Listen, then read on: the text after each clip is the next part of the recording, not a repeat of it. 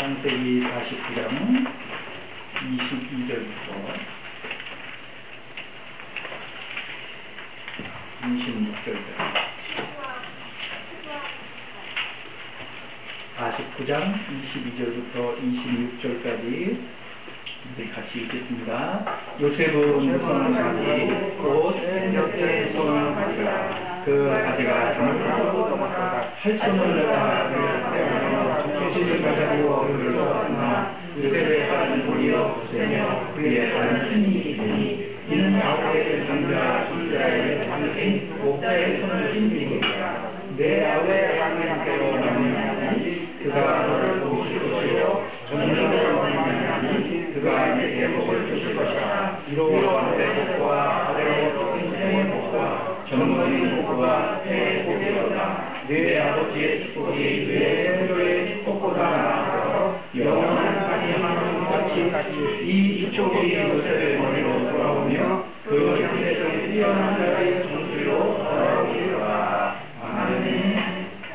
이렇게 꽂아놓으세요. 오늘 신명기하고 창세기를 계속 왔다 갔다 해야 되기 때문에 여기 꽂아놓으시고 신명기 33장으로 갑니다. 신명기 33장 13절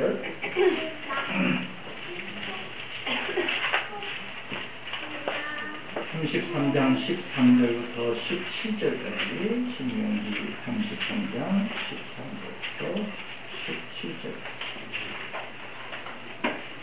같이 읽습니다.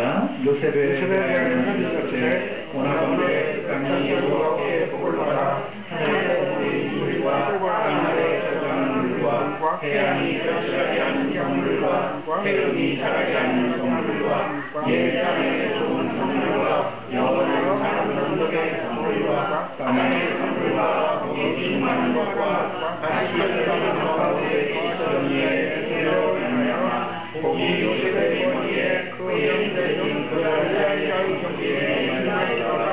그는 처음부터 새같이 기어이 그 뿔이 들새 뿔이었다.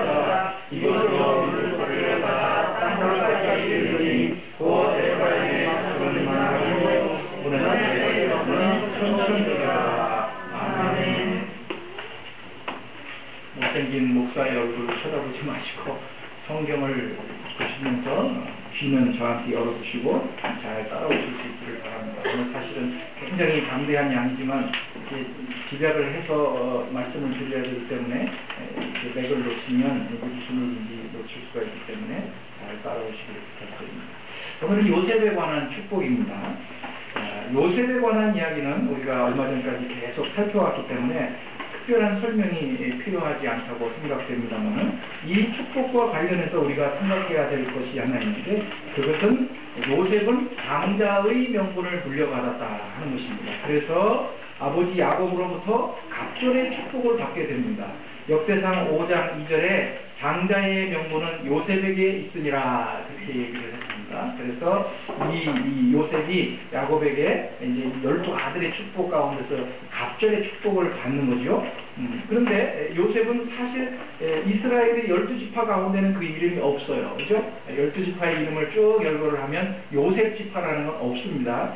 그리고 대신에 요셉 지파 말고 뭐가 있느냐 하면 므낫세 지파와 에브라임 지파가 있어요. 그러니까 실질적으로는 요셉이 두 지파를 차지하고 있는 것과 같은 그런 형국이 된 것이죠. 그래서 그 두 아들인 에브라임과 므낫세는 아버지 요셉을 대신해서 이스라엘 12지파 가운데 한 지파씩을 차지하고 자기 삼촌인 요셉의 다른 형제들과 어깨를 나란히 하는 그런 명예를 누리게 되는 것이고 그렇게 되니까 요셉은 어떻게 되는 거예요? 또 한 반을 더 올라서서 자기 아버지 야곱과 동일한 반열에 올라가게 되는 그래서 창세기의 족장사를 이야기할 때 아브라함, 이삭, 야곱, 요셉과 같이 이렇게 거론이 되어지고 있는 복을 누리고 있는 것입니다. 그래서 지금 야곱이 하고 있는 이 축복 그리고 모세가 하고 있는 이 12지파에 대한 축복 가운데서 요셉에 관한 축복은 12지파 가운데 두 지파인 에브라임과 므낫세에 관한 축복이 여기 담겨 있어서 별도로 에브라임에 관한 축복, 므낫세에 관한 축복은 없어요. 그러니까 이 요셉의 축복에 그들의 축복이 다 담겨져 있는 것입니다. 그래서 신명기의 모세의 축복에서의 그 결말이 앞에 요셉을 향한 축복의 내용이 쭉 나온 다음에 그 맨 마지막에 뭐라고 얘기를 하고 있습니까? 그 맨 마지막 절에 이 축복이 요셉의 곧 에브라임의 자손은 만만이요 므낫세의 자손은 천천히로다 이렇게 되어 있는데 그게 그 직역을 하면 이렇게 되어 있어요. 그들은 수많은 에브라임과 수천의 므낫세입니다. 이렇게 결론이 되어 있어요. 그래서 그 장차 이 에브라임과 므낫세가 이 요셉의 축복을 받아서 크게 번성하게 될 것이다 라고 하는 것으로서 지금 이 축복의 내용이 끝을 맺습니다. 그러면 이제 이 요셉에게 임한 축복의 내용들을 먼저 이렇게 살펴보겠습니다. 창세기 본문에서 요셉은 무성한 가지라 그렇게 축복을 했습니다. 무성한 가지인데 그것도 샘 곁에 있는 무성한 가지예요. 그러니까 샘 곁에 있으니까 그 가지는 마르지 않지요. 그래서 결코 마르지 않고 잘 자라서 그 가지가 남의 담을 타고 넘어 들어갈 만큼 풍요롭고 번성하게 될 것이라 지금 그렇게 축복을 하고 있습니다. 이 풍요와 번성에 관한 축복을 신명기 본문에서는 이렇게 얘기를 해요. 하늘의 보물인 이슬과 땅 아래에 저장한 물, 태양이 결실하게 하는 선물, 해음이 자라게 하는 선물, 옛산의 좋은 산물, 영원한 작은 언덕의 선물, 땅의 선물, 그리고 겁이 충만한 것. 다죠, 뭐 다. 그러니까 샘 곁에 심기어져서 풍요롭게 번성하는 그런 축복. 이 하늘과 땅과 태양과 달과 큰 산과 작은 산과 땅의 모든 충만한 것의 축복으로 지금 그렇게 신명기에서는 표현을 해서 한마디로 얘기를 하면 이 요셉은 넘치는 복을 받고 있다. 그렇게 이야기하고 있는 셈이죠. 또 창세기 23절에는 활 쏘는 자가 그를 학대한다. 요셉을 학대한다. 적개심을 가지고 그를 쏜다. 그렇지만 도리어 요셉의 활은 굳세게 되었다. 이렇게 말합니다. 우리가 잘 아는 것처럼 요셉은 자기 형들에게 미움을 사서 종으로 팔려가죠. 또 종으로 팔려가서도 모함을 받아서 옥에 갇히게 되죠. 바로 그 이야기입니다. 많은 사람들이 그를 학대하고 그에게 적대심을 가지고 활을 쏘았는데 도리어 요셉의 활은 그들의 쏜 활에 의해서 무너지고 망하는 것이 아니라 더 굳세게 되어지는 자로 드러나게 된다. 그런 이야기를 여기서 하고 있는 것 같습니다. 그래서 요셉에 대한 이 축복은 다른 지파들과는 다르게 그 축복의 내용이 너무 과하다 싶을 정도로 넘치는 축복을 받고 있는 것을 우리들이 볼 수 있습니다. 그리고 그렇게 요셉이 축복을 받는 것에 대해서 창세기 본문과 신명기 본문에 똑같이 묘사하고 있는 것이 있는데 창세기 49장 26절을 보세요. 26절을 보면 하반절에 이렇게 되어 있습니다. 이 축복이 요셉의 머리로 돌아오며 그 형제 중 뛰어난 자의 정수리로 돌아온다. 이런 얘기를 하고 신명기 33장 16절에도 똑같이 그 하반절에 이 복이 요셉의 머리에 그리고 그의 형제 중 구별된 자의 정수리에 임한다. 똑같은 이야기를 여기서 반복해서 하고 있습니다. 그러니까 앞에서 이야기하는 이 모든 축복이 어디로? 요셉의 머리로 또 요셉의 정수리로. 정수리가 머리가 정수리잖아요. 그러니까 반복해서 강조하는 거죠. 이 복이 반드시 요셉에게로 돌아온다. 이렇게 지금 이야기를 하는데 거기 보면 그 요셉을 어떻게 표현을 하고 있냐 하면 그 형제 중에 뛰어난 자라. 그리고 그 형제 중에 구별된 자라. 이렇게 창세기하고 신명기에 표현을 하고 있는데 이제 우리 성경에는 번역을 둘로 해놨어요. 뛰어난 자, 구별된 자. 근데 히브리 성경에는 똑같은 단어예요. 이게 똑같은 단어예요. 근데 이 똑같은 단어가 우리가 잘 아는 단어예요. 여러분들도 아는 히브리 단어예요. 나지르라고 하는 단어예요. 나시린이라고 하는 단어예요. 이 단어가. 그래서 이 요셉은 나시린이라는 건 뭐죠? 구별된 자. 하나님께서 특별히 택해서 구별한 자를 나시린이라고 그러잖아요. 그러니까 여기서 뛰어난 자, 구별된 자 이렇게 다르게 번역되어 있지만 다 같은 말이야. 그 형제 중에서 구별된 나시린으로서 그가 이 복을 반드시 받게 될 것이다. 지금 이렇게 야곱과 모세가 축복하고 있는 것이다. 근데 이 복이 어디까지 미치느냐? 49장 26절에는 그 앞에 내 아버지의 축복이 내 선조의 축복보다 나아서 영원한 산이 한없음 같다. 이렇게 되어 있습니다. 우리 성경에는 이게 하나의 긴 문장으로 되어 있잖아요. 영원한 산이 한없음 같이 이 축복이 이렇게 되어 있는데, 사실 히브리 이 성경에는 이게 끊어져 두 개의 문장으로 되어 있어요. 그래서 이 부분을 직역을 하면 26절 이렇게 되어 있어요. 내 아버지의 복이 내 부모의 복보다 더 커서 영원한 언덕들의 끝없는 경계까지 미친다. 이렇게 되어 있어요. 그러니까 이 복이 너 하나로 국한되는 것이 아니고 영원한 언덕들의 끝없는 경계까지, 마치 샘 곁에 있는 가지가 무성하게 자라서 남의 담을 타고 넘어가듯이 다른 사람에게까지 이 축복이 넘쳐서 흘러들어간다. 그렇게 이야기를 해요. 그리고 신명기 33장 17절에는 또 이렇게 얘기를 해요. 그는 첫 수송아지 같이 위험이 있으니 그 뿔이 둘서의 뿔 같도다. 이것으로 민족들을 받아 땅끝까지 이른다. 여기까지가 한 문장이에요. 신명기도. 그래서 이것을 달리 번역을 하면 요셉의 위험은 처음 태어난 수송아지와 같은데 그 뿔은 들소의 뿔같이 힘이 있어서 그것들로 민족들을 땅끝까지 함께 들이받는다. 이렇게 돼 있어요. 그래서 지금 창세기나 신명이나 똑같이 뭘 얘기를 하는 거냐 하면, 요셉이 지금 받는 이 복은 요셉 자신에게만 유효한 것이 아니고 그에게만 임하는 것으로 그치는 것이 아니고 땅끝까지, 그리고 모든 민족들에게까지 그 복의 영향력이 미치게 될 것이라, 그런 이야기를 지금 이렇게 문학적으로 표현을 하는 거예요. 그러면 우리들이 금방 또 뭐가 생각이 나죠? 아브라함을 하나님이 처음 부르실 때에 내가 너를 무엇으로 삼겠다? 복의 근원으로 삼겠다. 너를 복주는 자는 내가 복주고 너를 저주하는 자는 내가 저주하겠다. 하나님의 약속의 근원으로 다시 돌아가는 것이죠. 자, 이 요셉을 성경은 구별된 자라, 나시린으로서 이 복을 받게 된다. 이렇게 얘기를 했는데, 오늘날 우리가 사는 이 시대의 나시린은 누구예요? 우리죠. 우리 예수 믿는 사람들. 우리예요. 에클레시아라고 교회를 헬라말로 이야기를 하는데, 클레오라고 하는 두 단어가 합쳐진 말이 에클레시아, 교회라는 말이에요. 근데 에크는 어디로부터, 클레오는 불러냈다, 이런 뜻이에요. 그러니까 구별해서 불러내 선택된 자들을 성경은 교회라 그렇게 말하는 거예요. 그러니까 우리가 바로 우리 교회 공동체인 우리들이 바로 나시린이에요. 오늘날 나시린이에요. 그러면 우리가 예수 그리스도로 말미암아 선택되어 구별된 나시린이기 때문에 하나님이 요셉에게 구별된 자의 축복을 주시듯이 우리들에게도 이 복을 주시는데, 이 복을 주셔서 우리만 가지고 있는 것이 아니라 우리를 통해서 어떻게 만민과 땅끝과 열방들이 우리를 통해 이 복을 받기를 원하신다. 이렇게 적용이 되겠죠. 그래서 우리에게 주어진 것이 뭐냐 하면, 마태복음 16장에서 베드로에게 말씀하셨듯이 내가 너희에게 무엇을 준다?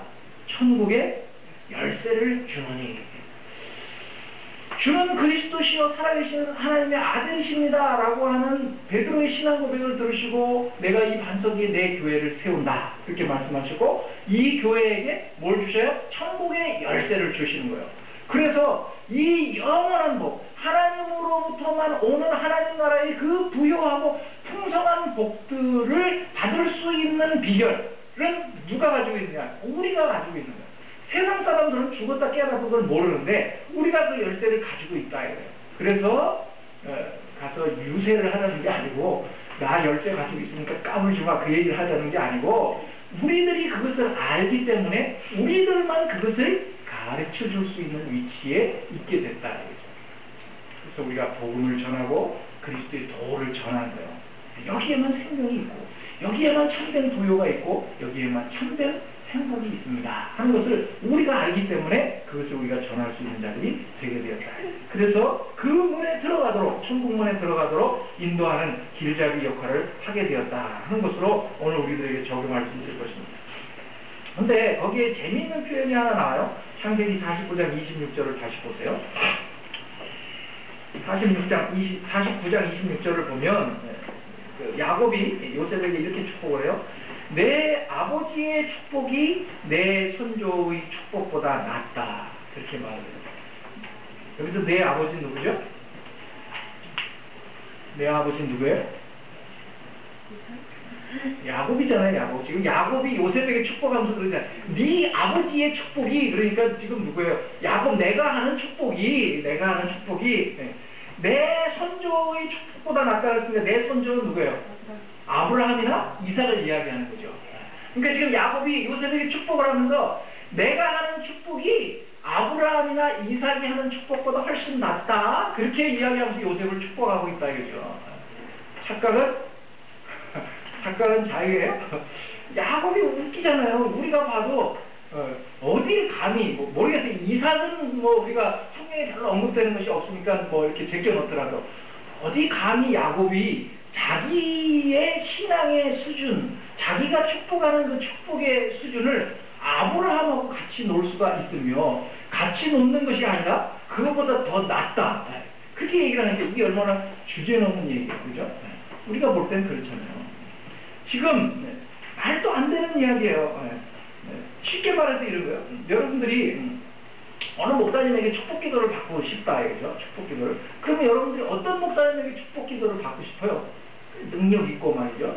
그래도 뭔가 이렇게 파워풀한 그런 목사님한테 가서 고개를 숙이고 목사님 기도해 주십시오 그러고 싶지, 여러분 담임 목사같이 이렇게 기도도 할 줄 모르고 비실비실한 목사한테 축복 기도를 받고 싶겠어요? 그러니까 한 번도 나한테 축복 기도 해달라고 오는 사람이 없잖아요.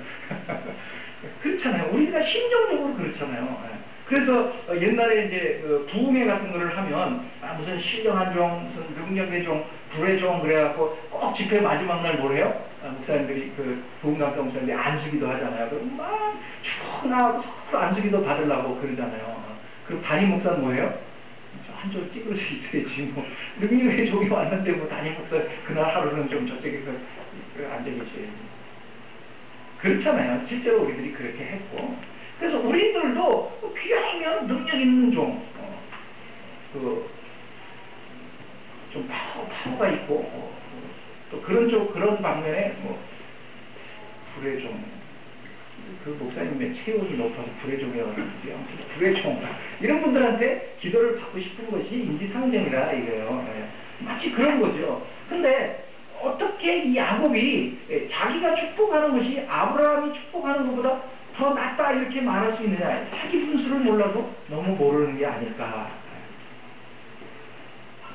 우리도 생각은 그런데 왜 이런 이야기가 가능한가? 야곱이 주제 넘어서도 아니고 뭔가 착각을 해서도 아니고 이런 이야기가 가능한 것이 있습니다. 축복이라는 게 뭡니까? 축복. 복을 빌어주는 거예요. 빌축, 복복. 복을 빌어주는 거예요. 축복은. 그런데 축복을 한다는 것은 단순히 복을 빌어주는 거지 복을 주는 건 아니잖아요. 그죠? 복을 주는 건 아니에요. 축복만 하는 거지. 목사들이 축복 기도를 할 때 목사가 복을 주는 게 아니에요. 복을 빌어주는 거예요. 근데 그 빌어주는 복을 누가 주는 거예요? 복은 하나님이 주는 거지. 하나님이 주는 거예요. 그러면 복이라고 하는 것, 축복이라고 하는 것을 놓고 볼 때 우리들이 복을 받기 위해서 축복 기도를 받는데 우리들이 받으려고 하는 이 복이라고 하는 것이 그 복을 빌어주는 축복하는 사람, 지금으로 말하는 목사 혹은 야곱이 되겠죠. 축복하는 사람이 얼마나 능력이 있느냐 하는 것은 별로 중요하지 않아요. 중요하지 않다고. 그럼 뭐가 중요해요? 복을 주시는 하나님이 어떤 분이냐, 그리고 그분은 어떨 때에 복을 주시느냐, 또 누구에게 복을 주시느냐 하는 실제로 복을 주시는 그 하나님이 어떤 분인지를 이 복을 빌어주는 사람이 얼마나 많이 알고 있느냐 하는 것이 중요하지, 복을 빌어주는 내가 얼마나 괜찮은 사람이냐라고 하는 것은 2차적인 문제라요. 무슨 말인지 이해하시겠어요? 아브라함이 신앙이 좋다고 해서 그가 빌어주는 축복이 더 효과가 있을 것이다? 그건 아니다 이거죠. 아니다 이거예요. 그런 점에서 지금 이 야곱은 이렇게 이야기를 하고 있는 거예요. 아브라함은 일종의 모범생 아니냐. 모범생. 그리고 자기는 천하의 말썽꾸러기잖아요. 그러면 하나님이 얼마나 자비로우시고 은혜가 넘치시고 불쌍히 여기시며 오래 참으시고 하시는가라고 하는 하나님의 자비와 은혜의 풍요함을 아브라함이 더 많이 알겠느냐 내가 더 많이 알겠느냐 지금 그 얘기를 하는 거예요. 누가 더 많이 알겠어요? 야곱이 훨씬 더 많이 알겠어요. 우리 뭐 교회 선생님들이 많이 계시지만 나중에 졸업하고 나서 제일 많이 오래 기억에 남는 애들이 어떤 애들이 더 기억에 남아요? 물론 말 잘 듣고 선생님이 시키는 대로 하고 이런 애들도 기억에 남지만 속색이고 말이죠. 말 안 듣고 숙제 안 해오고 맨날 만세 부르고 뭐 이러던 애들 그러던 애들이 사회에 나가서 뭘 하고 있다는 소식을 들으면 참 기억이 남고 반갑잖아요. 마치 그런 측면에서 야곱이 지금 내가 지금 너를 향해서 축복하는 이 축복이 내 조상들이 하는 축복보다 훨씬 더 낫다. 왜 그런지 아느냐? 내가 알고 있는 하나님은 네가 알고 있는 하나님보다 더 크고 더 풍성하고 더 은혜가 넘치고 더 자비로운 어디 높은 자리에 있는 사람에게 청탁을 넣는다고 생각을 해보세요. 물론 청탁이나 이런 걸 하면 안 되지만 청탁을 넣을 때 청탁을 넣는 사람이 청탁을 받는 사람보다 높을 수는 없잖아요. 그러니까 높은 사람에게 청탁을 넣는 거잖아요. 더군다나 지금 하나님께 청탁을 넣는 거죠. 축복을 한다는 것은. 그런데 그 청탁을 넣을 때 청탁을 넣는 사람의 인격이 얼마나 훌륭하고 그의 믿음이 얼마나 좋고 돈이 많고 실력이 있고 이런 건 하나도 중요하지 않아요. 그 청탁을 받는 대상 그래서 내가 넣은 그 청탁을 해결해 줄 수 있는 그 대상이 뭘 좋아하고 그죠? 그래야 내부를 갖다 줘도 좋아하는 걸 갖다 줄 거 아니에요. 저는 젓갈을 별로 안 좋아해요. 젓갈은 거의 입에 손을 대질 않아요. 근데 가끔가다 젓갈을 선물로 주시는 분이 있어요. 그럼 참 고맙죠. 선물을 주시니까. 고맙긴 고마운데 이게 처치가 곤란해요. 이걸 주셨더니 나물 또 주자니 이게 그렇잖아요. 선물을 받았는데 이게 나물 주자니 그래서 저녁때 이건 먹지도 않고 그래서 제가 젓갈을 선물을 받으면 제일 좋아하시는 분이 계셔요. 저희 장모님. 저희 장모님 같은. 그래서 청탁을 넣으려면 그 청탁을 받는 자가 뭘 좋아하는지 그의 마음을 어떻게 해야 움직일 수 있는지 이런 것들을 많이 아는 것이 중요하지 내가 얼마나 폼나고 괜찮은 사람이냐라고 하는 건 2차적인 문제예요. 그런 점에서는 지금 야곱이 자기가 하는 축복이 아브라함이나 이삭이 하는 축복보다 더 낫다. 왜냐? 그분들이 경험한 하나님보다 자기가 경험한 하나님이 훨씬 더 자비롭고 인자하며 긍휼이 많은 분이라. 자기는 그걸 너무나 생생하게 경험해 왔기 때문에 실제로 복을 주시는 그 하나님이 어떻게 너에게 복을 주실 것인지를 내가 너무 잘 알기 때문에 그렇기 때문에 내가 하는 축복이 더 낫다. 그렇게 표현하는 것이죠. 이것을 신약에 와서 사도 바울식으로 표현을 하자면 로마서 5장 20절에 사도 바울이 그랬어요. 죄가 더한 곳에 은혜가 더 넘쳤다. 누가복음 7장에 보면 예수님께서 한 바리새인의 집에 들어가서 식사를 하는 이야기가 나옵니다. 식사를 하는 중에 그 동네에서 죄를 지은 한 여자가 와서 눈물로 예수님의 발을 적시고 그 머리털로 그 발을 닦고 그 발에 입 맞추고 향유를 붓는 그런 사건이 일어납니다. 그러니까 그 예수님을 청했던 바리새인이 야, 이 사람이 만약에 선지자였다면 저 여자가 어떤 죄인인지를 알았을 텐데 그래서 속으로 이게 못마땅해 하는 거예요. 그러니까 예수님이 그걸 아시고 베드로에게 뭐라고 말씀을 하셨냐 하면 야 베드로야 빚 주는 사람이 있는데 빚진 자가 둘이 있단다. 한 사람은 500데나리온의 빚을 지고 한 사람은 50데나리온의 빚을 졌는데 두 사람이 도저히 갚을 능력이 없으니 그 주인이 그 둘의 빚을 다 탕감하여 주었다. 그러면 둘 중에 누가 더 그 주인을 사랑하겠느냐 그렇게 물었어요. 그러니까 베드로가 뭐라고 대답하죠? 예수님 제 생각에는 많이 탕감받은 사람이 더 많이 사랑할 것 같습니다. 내 말이 맞다. 지은 죄가 크고 살아온 인생이 하나님을 거스린 인생의 굴곡이 더 심했던 사람이 하나님께로 돌아오면 그 하나님의 은혜가 그렇지 않고 모범적으로 신앙생활하는 사람보다 더 크겠죠. 그래서 어려서부터 모태신앙으로 자란 사람들은 이런 하나님의 은혜에 대한 감사와 감격의 깊이가 별로 그렇게 크지가 않아요. 늘 그 테두리 안에 있었기 때문에. 그러나 하나님이 누군지도 모르고 제 멋대로 지 잘난 멋에 살다가 인생을 얻어 터지고 깨지고 하나님의 은혜를 경험하고 돌아온 사람들은 눈물을 쏟아도 바가지로 쏟고 콧물을 흘려도 바가지로 흘린다. 왜? 하나님 어떻게 같은 죄인을 사랑하십니까? 이렇게 기도하게 되는 것과 같다. 바로 이런 점에서 야곱은 자기의 축복이 자기 조상들의 축복보다 더 낫다. 우리가 잘 알잖아요. 요셉의 인생을 자기의 잔머리와 잔대주로 살아온 인생이죠. 그래서 자기 스스로 자기의 인생을 험악하게 만들어서 살아온 인생이 야곱의 인생이 아닙니까? 그런데 지금 그렇게 험악하게만 살아왔던 자기의 인생이 이 12아들을 앞에 놓고 복을 빌어줄 수 있는 이런 복된 인생이 된 것이 누구 덕분이냐? 하나님 덕분. 하나님이 그렇게 나를 지금 이 자리에서 이런 축복을 할 수 있는 자로 만들어 주셨다. 형을 피해서 바단 아람으로 도망치던 자기를 베델에서 만나주셨던 그 하나님. 형과 극적인 화해를 이루도록 야곱의 나루터에서 자기와 씨름하며 축복해 주셨던 하나님. 자식을 잃은 아픔에 몸소리치고 있을 때 내가 슬퍼하며 이제 음부에 내려가리라 그렇게 하며 깊이 한탄하던 자기에게 요셉을 다시 만나고 보게 해주셨던 그 하나님. 그리고 그 자식을 만나서 천하의 임금인 애굽왕 바로 앞에 서서 그를 축복할 수 있게 하셨던 그 하나님. 바로 그 하나님께서 요셉아 너에게 반드시 복을 주실 것이다. 나 같은 자에게도 이런 복을 주셨다고 한다면 하물며 너에게야 하나님이 무엇을 하시겠는가? 너에게 반드시 내 머리와 내 정수기에 복이 임할 것이다. 그렇게 지금 축복을 하고 있는 것입니다. 사랑하는 여러분, 야곱에게도 이런 은혜를 베푸셨다면 우리가 성경을 보면서 아브라함을 보고 다윗을 보고 모세를 보고 바울을 보고 이렇게 신앙의 위대한 인물들을 보면서 우리들이 느끼는 게 뭡니까? 말할 수 없는 열등감이죠.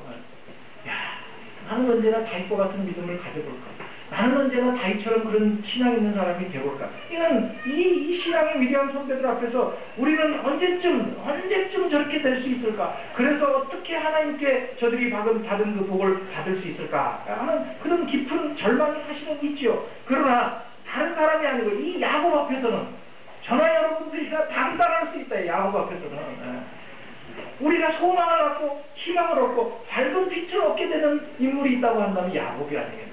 그래서 저는 야곱을 참 좋아합니다. 아주 치사하죠? 저는 야곱을 참 좋아합니다.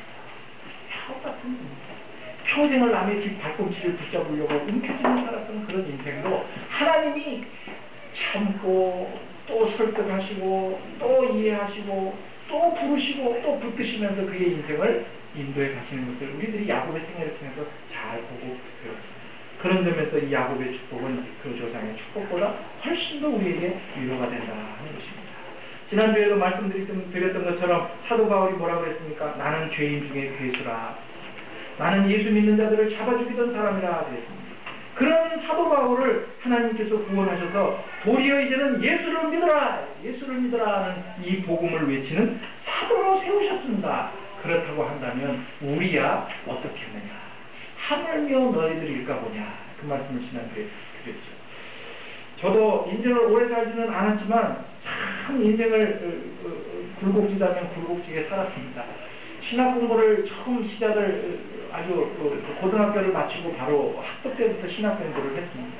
그래서 4년을 야간 신학 공부를 했어요. 제가 신학교를 갈 때 저희 큰형님이 저한테 그랬습니다. 너 그거 해서 어떻게 먹고 살려고 그러니? 그래서 집에서 하나 도와주지 못했어요. 도와줄 형편도 아니에요. 그래서 낮에는 가서 현장에 가서 노가다 일을 하면서 돈을 벌고 저녁 때 야간 신학교 4년을 마쳤습니다. 그리고 신학대학원을 갔습니다. 그런데 제 인생에 큰 어려움이 와서 신학대학원을 제대로 마치지 못하고 5년 동안 쉬었어요. 깊은 절망 속에 빠졌습니다. 모든 것을 다 포기하고 세상에 있는 친구들, 친지들, 심지어 부모 형제들까지도 모두 관계를 단절하고 혼자 약 5년 동안 은둔 생활을 했습니다. 그때 하나님이 다시 저를 부르셨어요. 너 왜 그러고 살아? 그래서 제가 신학을 포기하고 목회를 포기하고 때려치우고 집어치우고 그리고 혼자 처박혀서 살다가 5년 만에 다시 하나님의 부르심을 받았습니다. 네 인생이 내 것이 아닌데 왜 네 마음대로 그러고 있느냐. 제가 크게 야단을 맞고 그리고 다시 위로와 소망을 가지고 다시 신학 공부를 마쳤는데 그때 제가 그 신앙의 깊은 침체에 빠져 있을 때 저에게 위로를 주었던 책이 하나가 있는데 위에 로이드 존스 목사님이 쓰신 영적 침체라는 책이 좀 두꺼운 책이에요. 그 책에서 그 로이드 존스 목사님이 베드로를 언급을 하시면서 이런 말씀을 하셨어요.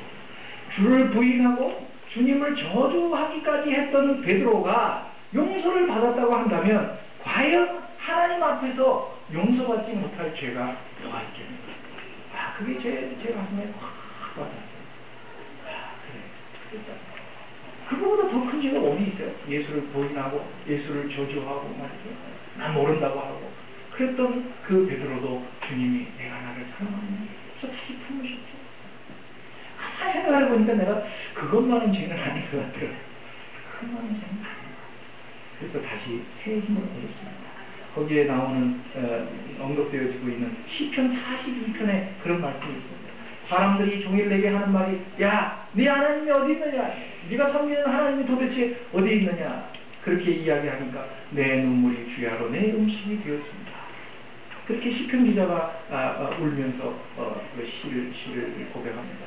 그런데 그 시편 42편 5절에 그렇게 얘기합니다. 내 영혼아 내가 어찌하여 낙심하며 어찌하여 내 속에서 불안해하는가. 너는 하나님께 소망하라. 사람들은 우리를 향해서 야, 네 섬기는 하나님이 어딨냐? 네가 그 땅에 살면서 무슨 예수 믿는다고 얘기를 하느냐? 우리를 참소하고 우리를 비방하고 우리를 찌르고 다 사실이에요 또. 그러니까 우리는 한없이 주눅들고 야 맞아 내가 하나님을 믿는데 내가 하나님을 믿는다면서 이게 뭘까? 매주일 아침마다 나와서 회중 대표 기도를 하면서 하는 주도 한 주일 동안에 내가 내 살아온 삶을 돌아보면 하나님 죄뿐이었습니다. 이런 고백을 할 수밖에 없기 때문에 세상 사람들이 우리를 향해서 야 네가 무슨 하나님을 믿는다고 그러느냐 그러면 정말 맞다 이거 맞다 내가 어떻게 하나님을 믿는다고 그러냐. 그래서 절망과 심연의 깊은 나락에 빠져서 야 나 같은 사람을 하나님이 받아주실까 사랑하실까 그런 의구심이 들 때가 있지요. 그럴 때에 이 시인이 말하는 것입니다. 내 영혼아 내가 어찌하여 방황하고 내 속에서 왜 불안해하는가. 너는 그 소망을 너 자신의 어떠함에 두지 말고 우리에게 소망을 두니까 낙심이 되지요. 나 같은 게 뭘. 그러나 너 자신에게 두지 말고 내 소망을 하나님께 두라. 하나님 어떠한 분이십니까? 우리가 요즘 시편을 묵상하고 있지만 그의 자비하심과 그의 인자하심은 영원하신 그런 분이시죠. 그 하나님께 소망합니다. 이 야곱의 축복이 그래서 자기의 조상들이 하는 축복보다 훨씬 낫다 이야기를 하는데 그것은 결국 야곱 자기가 잘나서가 아니라 자기보다 이 하나님이 은혜롭고 자비롭다는 것을 더 잘 알 사람이 없다는 측면에서 내 축복이 더 크다 그렇게 이야기를 하는 것이고 그러한 사실을 신명기 본문에서는 또 다르게 이렇게 묘사를 하고 있습니다. 신명기 33장 17절입니다. 17절 그는 요셉이죠. 요셉은 첫 수송아지 같이 위엄이 있으니 그랬죠. 이것도 다시 번역을 하자면 그의 위엄, 그의 영광 혹은 그의 명예는 그의 첫 것인 수송아지와 같다 이렇게 번역을 할 수 있습니다. 요셉의 위엄이 황소의 첫 수송아지와 같다. 처음 난 수송아지와 같다. 근데 요셉은 사실 처음 난 수송아지가 아니죠. 11번째 아들이잖아요. 그런데 지금 야곱은 그를 뭘로 인정하는 거예요? 첫 수송아지와 같다. 이렇게 이야기를 합니다. 첫 것이 아닌데 지금 첫 것처럼 인정을 받는 거예요. 요셉이 그래서 아까 서두에도 말했지만 그가 장자의 명분을 받아서 두 지파를 기업으로 물려받잖아요. 그런데 첫 것이 아닌데 첫 것으로 인정받은 것은 요셉만이 아니죠. 지금 이 축복을 하고 있는 야곱도 사실은 첫 것이 아니잖아요. 자기가 찾게 되고 싶어갖고 형 발목을 잡고 나갔지만 사실은 그런다고 그게 바뀌어지느냐고.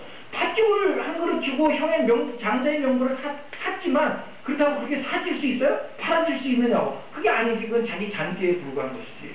그러나 그가 태생적으로 자기의 힘과 자기의 잔재주로 첫것이 되고 싶었지만 첫것일 수 없음에도 불구하고 하나님이 그를 어떻게 만드셨어요? 첫것으로 만드셨죠. 첫것으로 만드셨죠. 야곱이 그랬고 요셉이 그랬고 또 그 뒤에 나오는 누가 그래요?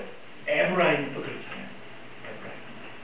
그러니까 장자로서의 영광과 그 영예로운 위치를 차지할 수 없는 태생적으로 그 능력으로 도저히 그 자리를 차지할 수 없는 사람들을 그 영광과 명예의 자리를 차지할 수 있는 위치로 만드신다. 누가? 하나님. 그 하나님만 하실 수 있는 거죠. 우리는 못한다 이거죠.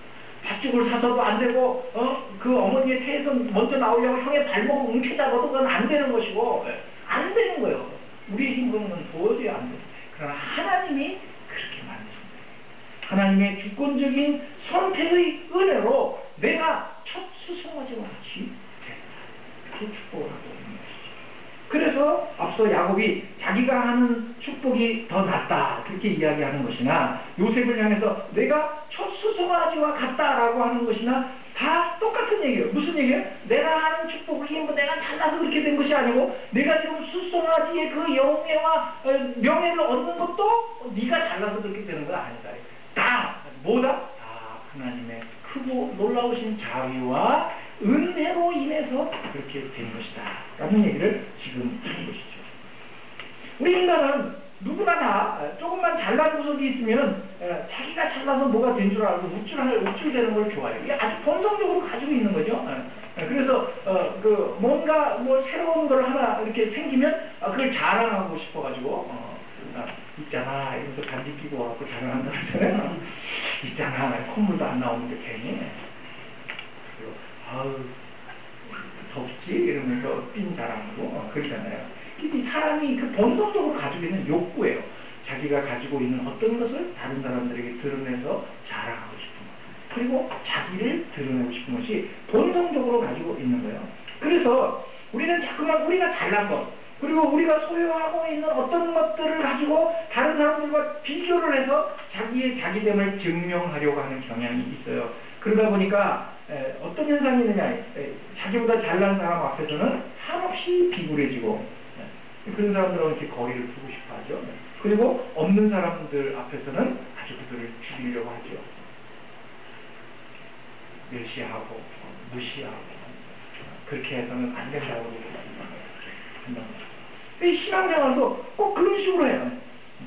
하나님 제가 기업을 하는 사람들이 가지고 있는 기도 제목이 그게 있다 그랬죠. 장사하고 기업을 하는 사람들이 하는 그 기도 제목 하나님 제가 우리 교회에서 11조 제일 많이 하는 교인 되게 해주세요. 왜 그래? 누가 많이 하라고 그랬나? 그렇게 해서 자기의 존재를 하나님 앞에서 드러내고 싶은 거예요. 확인하고 싶은 거예요. 또 교회에 와서 일을 많이 하려고 하고 또 앞에 자꾸 나서는 걸 좋아하고 이렇게 해서 자기의 신앙을 증명하려고 하는 그 본능적인 욕구가 누구에게나 다 있어요. 누구에게나. 자, 우리가 이제 그 음식점을 편성을 해가지고 매주 돌아가면서 지금 음식을 식사당부를 돌아가면서 하는데 제발 부탁해요. 음식 자랑하는 경연장이 됐으면 안 돼요. 그럼 제가 그때부터 그만둘 거예요. 하지 말자고 그럴 거예요. 음식 경연장이 아니에요. 지난주에 그 반찬수를 너무 많이 하셔갖고 교인들로 하여금 실족하게 만든 죄를 참여하시기 바랍니다. 제가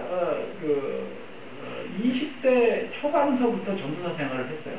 그러니까 전도사는 굉장히 오래 했습니다. 교회마다 가보면 항상 문제가 돼서 말이 나오는 게 뭔지 아세요? 주방 문제죠. 반찬 때문에 말이 나와요. 반찬. 많이 해왔느니 적게 해왔느니 지난주에는 3가지였는데 이번엔 왜 2가지 이게 뭐 접시에다가 먹더니 왜 무슨 밥그릇에 떠주니 이거 무슨 아시죠 교회 그래서 어느 순간인가 그냥 밥 안 먹어 이렇게 해버리고 싶더라고요. 그럼 뭐예요? 뭐 밥 먹으러 오나 교회. 근데 그런 사소한 것들을 통해서 자기를 드러내고 싶은 거예요. 자기를 드러내고 싶은 거예요. 그렇게 하면 안 돼요. 솜씨를 자랑하거나 자기의 열심을 자랑하는 것이 아니고 그런 일을 나 같은 사람에게도 맡기신 하나님. 그러잖아요. 죽었다 깨나도 음식 못하는데 나는 그래도 하나님이 이 손맛을 주셔서 뭘로 그렇게 주물주물하면 어쨌든 다 맛있다고 이렇게 잘 먹으니 그 얼마나 하나님 주신 은사예요. 그잖아요. 네. 제 아내가 한번 우스갯소리로 그런 소리를 했어요. 자기가 그 비법을 알았어요. 그 뭔데? 그게 다시다예요. 다시다를 넣으면 뭐든지 다 맛있어지는데. 우리 집사람 다시다를 안 썼거든요. 근데 최근 들어서 다시다를 쓰더라고요. 나는 뭐라고 음식 타박을 한 적이 없는데 다시다를 쓰더라고요.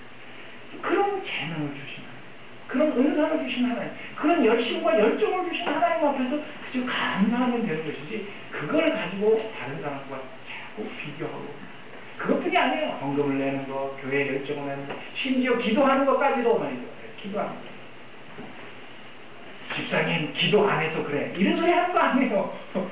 또 자기는 기도의 은사가 있으니까 기도 열심히 하는 거고 그분은 기도보다도 성경 있는 은사에서 성경을 더 많이 읽을 수도 있는 거지. 그런 어떤 비교 의의를 가지고 우리는 자꾸 자기의 자기됨을 증명하려고 한다 이래. 그러면 하면 안 된다.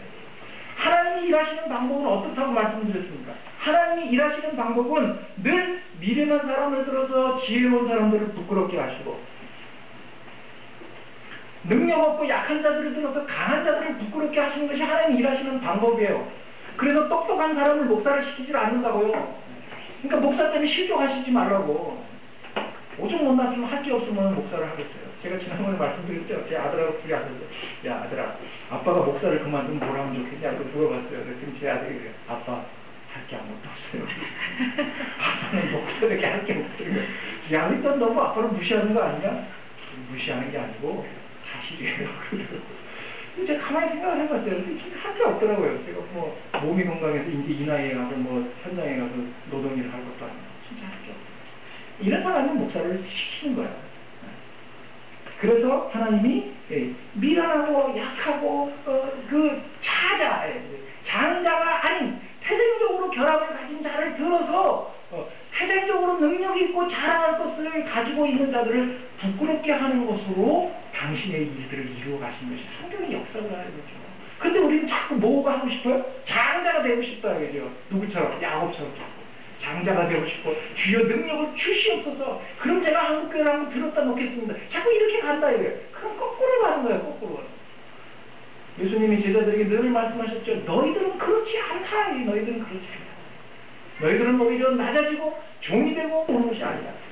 하나님 나라의 왕인 나도 섬기러 왔지 않느냐. 그리고 수고는 들으시고 제자들의 발을 시키셨고 십자가에 못 박혀서 우리를 위한 대성물을 드려주신다.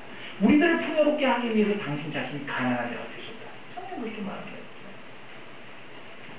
장자가 아닌 사자를 들어 쓰시는 것이 하나님의 방법이에요. 그게 바로 야곱이고 요셉이에요. 야곱의 이야기는 우리가 잘 아니까 더 말할 것도 없고 요셉은 어때요? 요셉도 잘 알죠 우리가. 우리는 요셉을 어려운 환경 속에서도 믿음을 지킨 대단히 훌륭한 믿음의 선배라. 비전이 있는 꿈의 사람이라 그렇게 대부분 알고 있는데 우리가 뭐 요셉을 몇 주에 걸쳐 계속 살펴봤잖아요. 요셉은 사실 그런 사람이 아니에요. 하나님의 시각에서 보면 그가 괜찮은 사람인지 모르겠지만 일반적인 세상의 시각에서 보면 요셉은 어떻게 보면 멍청한 사람이에요. 보세요. 요셉은 자기 형제들에게조차 철저하게 외면을 당한 왕따예요. 그죠? 10명의 형들이 이구동성으로 저는 죽여야 돼, 저거. 저건 아주 세상에서 없어져야 돼. 그런 인간이 요셉이에요. 뭐 그 동기가 어떻게 됐든지 간에 어쨌든 자기 형들에게조차 인정받지 못했던 사람이에요, 요셉은. 다른 형들은 때까지 일하는데 자기 혼자 뭘 입고 다녔어요? 색동옷, 귀족 옷이라고 그랬죠? 귀족 옷. 공주들이 입는 거 같은데. 그럼 귀족 옷을 입고 뒷짐지고 돌아다니면서 뭐해? 형들이 잘하면 다 감시나하고 그리고 아버지한테 가서 아버지, 형들이 말이죠. 그랬대요. 그러고 가서 일러 바치는 거죠. 그래서 이 형들이 모두가 다 저건 아주 죽어 없어져야 돼. 아주 천하의 재수없는 놈이야 저거는. 그게 요셉의 정체예요. 일반적인 시각으로 보면. 게다가 17살의 나이에 우리 나이로는 18, 19살쯤 됐겠죠. 17살이가 되는 나이는 그래도 큰 만큼 컸는데 이게 눈치도 없어갖고 자기 형들이 자기를 미워해서 줄도 몰라. 그 뭐해? 분위기 파악도 못하는 인간이야 이게 19살이 돼가지고. 그래갖고 꿈을 2번이나 꿨는데 그 꿈을 가지고 가서 자기를 크게 미워하는 형들 앞에가 자랑하는 거죠. 형 내가 이런 꿈을 꿨는데 있잖아. 그랬다. 세상에 멍청한 건 있죠. 분위기 파악을 할 줄 모르는 거예요. 이제 신앙적으로는 그런 그 요셉이 뭐 보디발의 집에서나 또 혹은 감옥에 가서나 그가 성실하게 일하는 사람으로 그렇게 비춰질 수 있겠죠. 그러나 세상적인 일반적인 시각으로 볼 때는 그 요셉은 융통성이라고는 전혀 없는 앞뒤가 팍 막힌. 그래서 그냥 시키는 대로 그냥 일이나 하는 지극히 고지식하고 답답한 사람의 전형인지도 모른다. 바로 그런 요셉을 지극히 수동적인 그 요셉을 시편에서 뭐라고 했어요? 하나님이 그 영혼을 사슬로 꿰어서 끌고 갔다 그랬죠.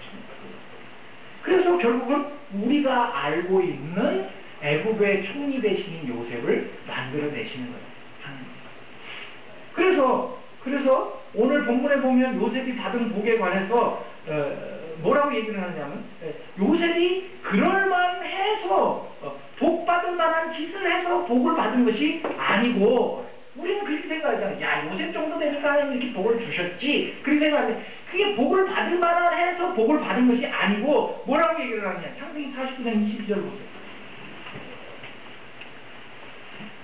24절에 그렇게 얘기해요. 창세기 49장 24절에 요셉의 활은 도리어 굳세며 그의 팔은 힘이 있으니 이는 그랬어요. 그렇게 된 이유가 뭐냐? 원인이 뭐냐? 야곱의 전능자 이스라엘의 반석 목자이신 하나님의 손에 힘입어서 그렇게 됐다는 거예요. 그가 잘나고 똑똑해서가 아니고. 그리고 또 25절에 내 아버지의 하나님으로 말미암아 그렇게 됐다. 또 그 뒤에 전능자로 말미암아 그렇게 됐다. 요셉이 괜찮은 인물이고 요셉이 대단해서 요셉이 훌륭해서 그런 것이 아니고 하나님 때문에 그가 그런 존재가 될 수 있었다라고 그렇게 말하는 거예요. 신명기 33장에도 그렇게 얘기를 하죠. 33장 13절에 요셉에 대하여는 일렀을 때문에 그 땅이 누구에게 복을 받아? 여호와께 복을 받아서 하나님이 복을 주셔서 그렇게 됐다는 거예요. 16절에는 또 뭐라 그래요? 가시떨기 나무 가운데에 계시던 이가 누구예요? 하나님이죠. 언제 가시떨기 나무 위에 계셨어요? 출애굽기 3장에서 모세를 만나실 때. 이제 이 애굽 땅에서 이들이 번성해서 이제는 이 땅에서 옮겨서 가나안으로 옮겨가야 될 그 상황이 될 때 나타나셨던 모세에게 나타나셨던 그 하나님의 은혜로 말미암아 복이 요셉에게 임한 것이라 이렇게 이야기한 거예요. 고린도전서 15장 9절에 사도 바울이 이렇게 얘기를 했습니다. 나는 사도 중에 가장 작은 자라. 나는 하나님의 교회를 박해하였으므로 사도라 칭함받는 것을 감당하지 못할 사람이라. 그러나 나의 나 된 것은 하나님의 은혜로 된 것이니 내가 한 것이 아니고 오직 나와 함께 하신 하나님의 은혜라. 지금 우리가 예수 그리스도 안에 있고 하나님을 아버지라고 부르고 그 하나님으로부터 하늘에 속한 모든 신령한 복을 받아 누리고 그래서 하나님 앞에 거룩하고 흠이 없는 자녀로 빚어져가는 이 모든 것이 다 우리에게 이유가 없고 우리에게 근거가 없다예요. 여기서 복받을 만해서 복받은 사람 없다예요. 목사할 만해서 목사로 세움받은 사람이 아니라예요. 우리 교회는 한 분도 뭐 우리 교회 자체적으로 직분을 주신 분들이 없지만 뭐 다른 데서 다 집사, 검사, 뭐 안수 집사 되시고 오셨지만 여러분들 잘나고 똑똑해서 교회에서 그런 거 준 거라고요? 천만의 말씀입니다. 여러분 자신에게는 아무 근거가 없어요. 그걸 자기에게서 근거를 찾으려고 한다면 그분은 아직 하나님이 어떤 분인지 모르는 거예요. 모든 것의 근거는 하나님입니다. 그렇다고 한다면 우리 인생의 존재와 이유와 목적의 모든 근거는 바로 하나님에 있는 것이죠. 그렇다고 한다면 우리들이 사는 생애의 목표와 목적은 다 뭐예요? 그분을 위해서 살아야 되는 거예요. 그런데 우리는 어때요? 그분을 이용해서 내 인생을 살려고 하죠. 그러니까 예수를 믿는데도 복이 없고 예수를 믿는데도 평안이 없는 거예요. 예수를 믿는데도 하나님께로부터 뭐 이런 복도 있고 저런 복도 있다는데 나는 그거 하나도 없는 것 같아. 왜? 방향이 잘못됐습니다. 하나님을 위한 인생이 아니라 하나님을 이용한 내 인생을 살려고 하니까 거기에 참된 위로와 평안이 없는 거예요. 우리가 한 것이 아무것도 없습니다. 또 우리가 아무런 자격이 없습니다. 그러면 우리들이 해야 하는 일이 뭐예요? 시편에서 우리가 계속 며칠째 묵상을 하지만 감사하고 찬송하는 것뿐이에요. 하나님 감사합니다. 나 같은 사람 영광을 받으시고 높임을 받으십시오. 이것밖에는 할 것이 없는 거죠. 오늘 구별된 자를 구별된 자, 나시림된 요셉에게 하나님이 어떤 복을 주셨어요? 샘 곁에 심겨진 무성한 가지와 같이 번성하는 복을 주시고, 할 쏘는 자가 학대하고 적개심을 가지고 원수들이 달려들어도 오히려 그를 굳세게 하는 복을 주시고, 위로 하늘의 보물인 이슬의 복을 주시고, 아래로 땅에 저장한 깊은 샘의 복을 주셨어요. 누구에게? 요셉에게. 그런데 그 복이 오늘 누구에게 임한 복이라고? 우리들에게 임한 복. 우리들이 예수 그리스도 안에서 나시림이 되고 구별된 자가 된 성도로서 우리들이 받아야 될 복이에요. 그러나 그 복은 다 영적인 복이에요. 그래서 에베소서 1장으로 가면 하늘에 속한 모든 신령한 복으로 너희에게 복 주셨다 그렇게 얘기를 해요. 근데 우리는 다 어떤 복을 기대해요? 이 세상에 썩어져 없어질 인간적인 육신적인 복, 이런 것들. 그러니까 뭐예요? 이게 서로 초점이 안 맞아요. 코드가 안 맞아요. 그러니까 신앙생활을 하면서도 힘도 없고 능력도 없고 늘 신앙생활도 별것도 아니네 이런 소리를 하는 거예요. 코드를 220V 다 꽂아야 전기가 오잖아요. 근데 옛날에는, 지금은 뭐 거의 다 없었지만 100V 코드에다 꽂으면 안 돌아간다고, 전기가 약해.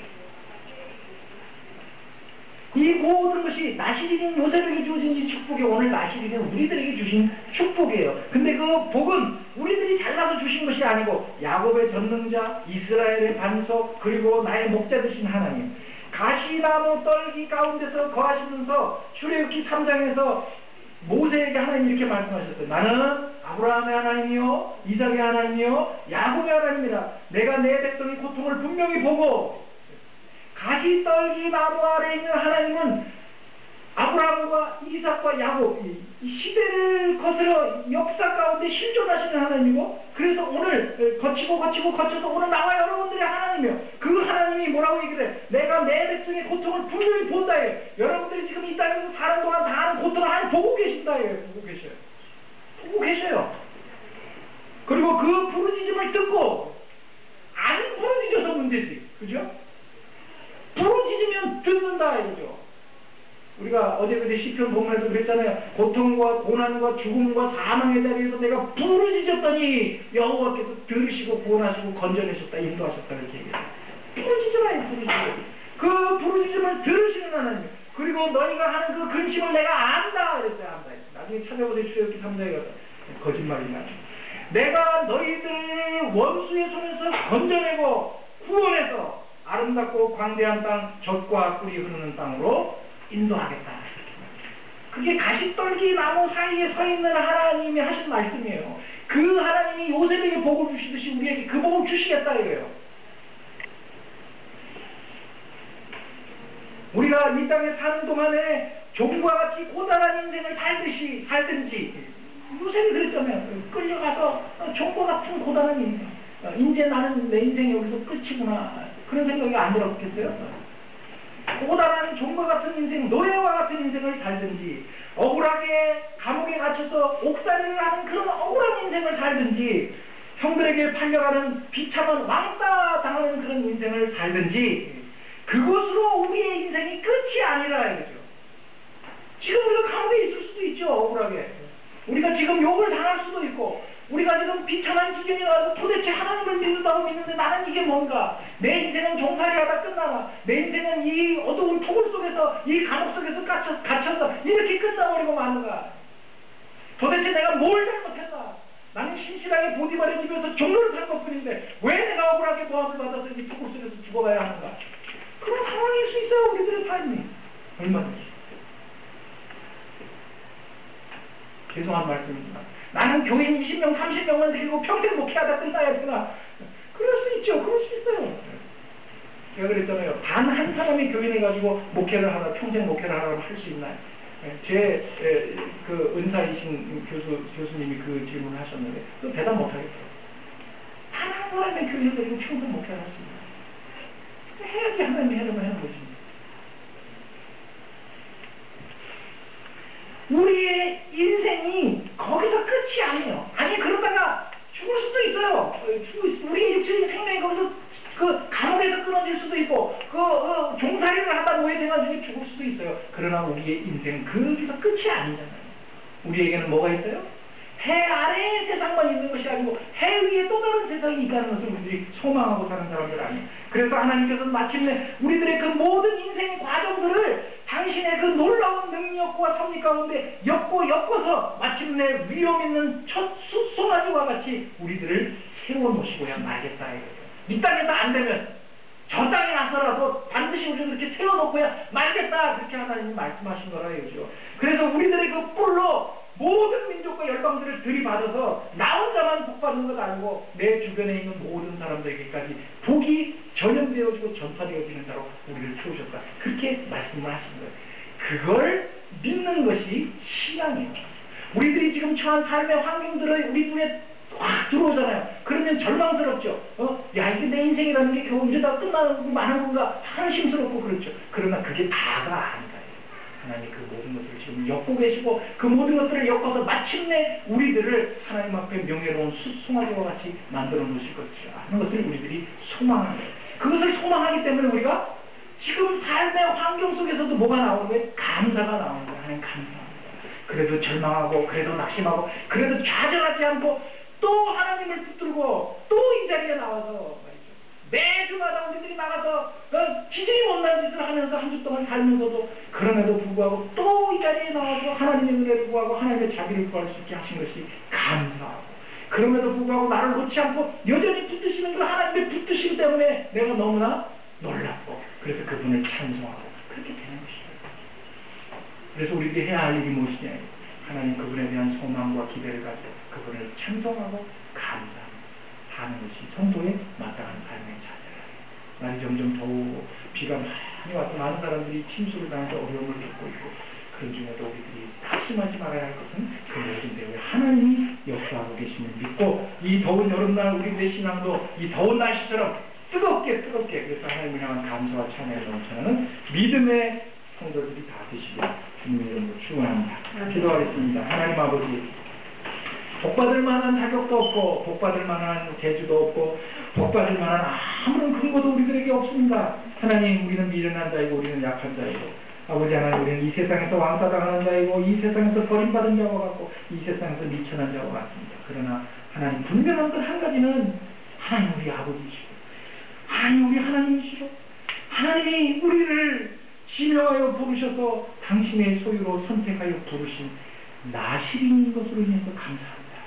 하나님, 아무 자격도 아무 조건도 없지만 하나님 당신이 너무 자비로우시고 은혜로우셔서 우리를 불러주신 그 사랑에 우리들이 나실이 되었습니다. 우리들이 해야 할 일은 그 하나님께 소망을 두고 그저 주어진 삶의 조건 속에서 하나님께 늘 감사하며 찬송하며 사는 것뿐입니다. 낙심하고 절망하지 않게 하시고 더욱더 하나님을 향한 우리의 소망이 부르듯 일어나서 하나님께 더 많이 감사하고 더 많이 찬송하면서 사는 믿음의 복된 식구들이 다 되게 하여 주셔서 요셉에게 주셨던 그 놀라운 축복이 우리 생애 가운데 임하게 하셔서 저희들만 복을 받는 것이 아니라 저희들 주변에 속한 모든 이웃들까지 우리들을 통해서 이 놀라운 신령한 복의 자리에 참여하게 되는 놀라운 역사를 이루어 주시옵소서.